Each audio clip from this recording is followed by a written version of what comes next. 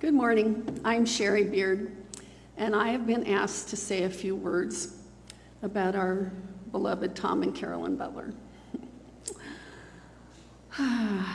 As we returned from our Kansas trip in May and drove through Laramie, Wyoming, I couldn't help but think about the Butler family. They started attending our church in 1960, 3 years after my family moved to Sparks from the Bay Area and began attending here. The Butlers were very special to our family since my mom and dad, Jim and Rita Jeffries, were both born and raised in Wyoming. Ted was also born in Wyoming, and even though Betty wasn't born in Wyoming, she spent much of her childhood and teen years there. Both families got their start after World War II, where Ted served in the Air Force and my father served in the Marine Corps. I think Tom was about 11 years old when they moved to Nevada.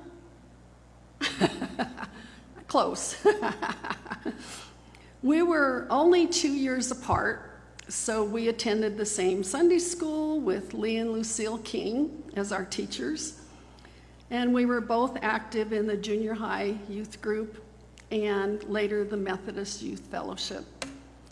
We both attended Camp Skylandia, a Methodist camp at Lake Tahoe, more than once during our youth.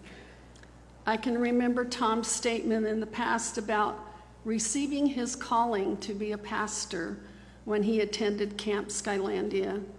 And I had a similar experience, not calling to pastorship, but while I was singing in the choir for one of our worship services at that camp. It was very special. Lake Tahoe is apparently a great place to talk to God. I can also remember Tom and I sitting on the rafters in the north entryway. I don't know if you remember this, Tom, but I do. And I think Dale Sanderson might have even been there. When our sanctuary was being built in the early 1960s.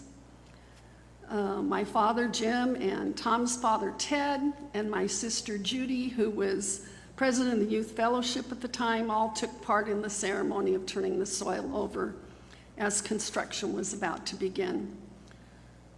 Some of you might even remember we used to worship in what is now the social hall. Those were good times too. I can also remember many of our church members attended the district annual conference that was held at our convention center in Reno when Tom was ordained an elder of the church. What a treat to be a part of that experience.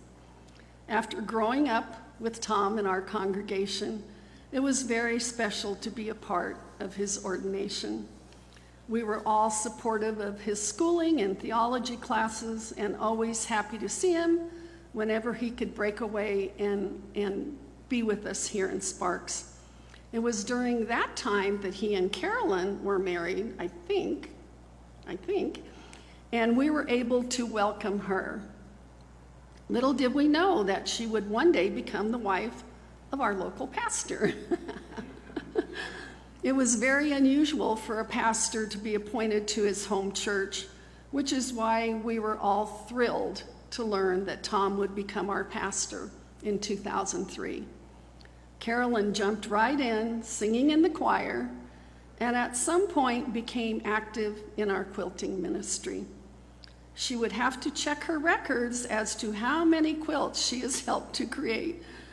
But I know that in 2023, when Wayne Holland was creating a list of our accomplishments for the previous year, the quilters had made 32 prayer quilts, and that translated to 1,920 prayers being said to honor the recipients. As you all know, prayer is very precious to me. What a legacy she has helped to create with the quilting ministry, including many of which are on display in the sanctuary. Maybe even you have received one of the quilts that Carolyn and her crew created. Okay, some of you right here in front.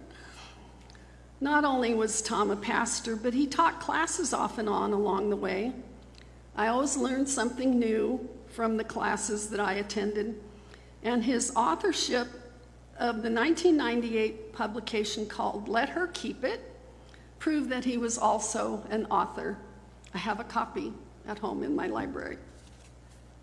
For purely selfish reasons, we want Tom and Carolyn to remain here in Sparks, where they have made their home for many years. However, we all realize that being close to family is also important, and the opportunity to be with Jason and his family is precious to them right now. Daughter Sherilyn also lives in a nearby state, so we are hoping that they can all be together to build many precious memories in the coming days. We love you, and we can't wait for one more hug. We know that the Lord will be with you during this time of transition. Amen.